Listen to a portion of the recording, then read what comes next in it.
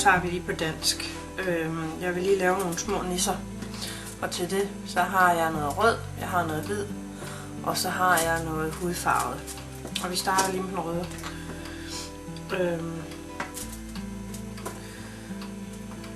Så har jeg lige en fjerdedel her. Sådan.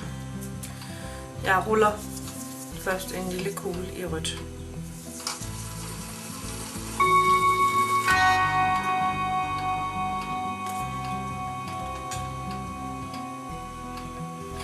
Den sætter jeg på mit fad, eller hvad jeg nu laver mine ting på.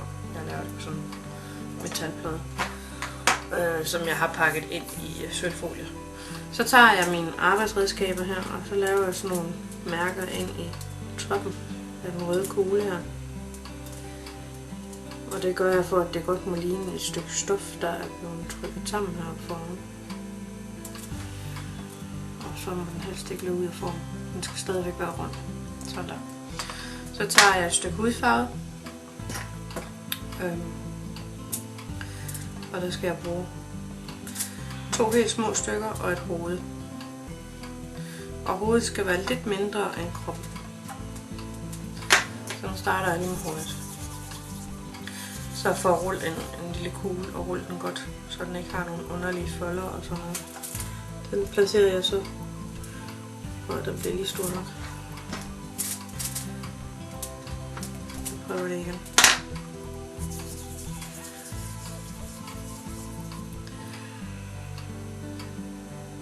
Den placerer jeg så oven på den røde klat. Sådan. Så laver jeg 2 mindre kugler. Også i hudfarve.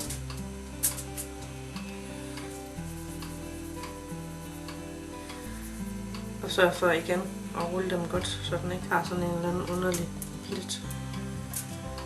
Og den sætter jeg simpelthen på. En her.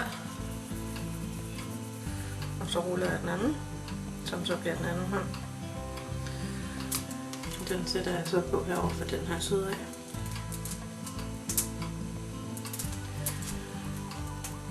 Sådan der. Tryk dem lidt fast, sådan. Det gør ikke noget, at de ikke er helt runde. Så tager jeg noget af min hvide. Bare lige et lille stykke. Og først så ruller jeg det til en kugle, som jeg så trykker lidt flad.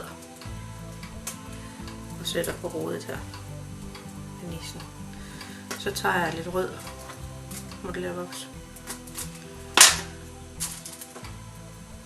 Og former det til en kegle.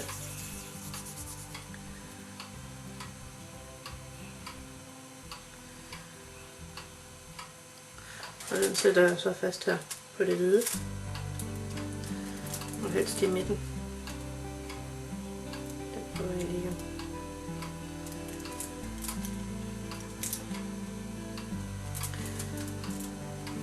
Sådan lige midt i.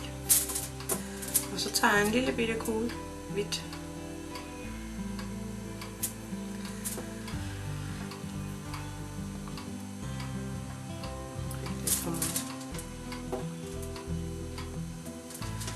Og jeg har lavet min nisse lidt stor den her gang. Det er, når det er til dukkehuset i 1-12, så skal den selvfølgelig ikke laves helt så stor.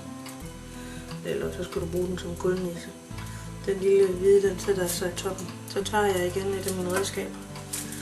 Og så sørger jeg for, at det hvide her, det ser sådan lidt fluffigt ud, som om at det er pels, der sidder her.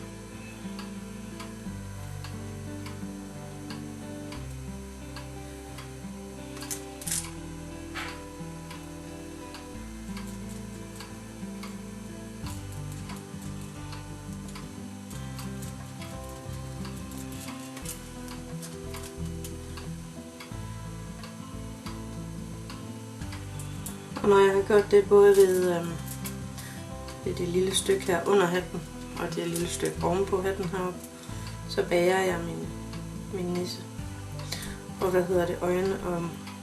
Og øjne og mund, den maler jeg så på til sidst. Og det er sådan set det.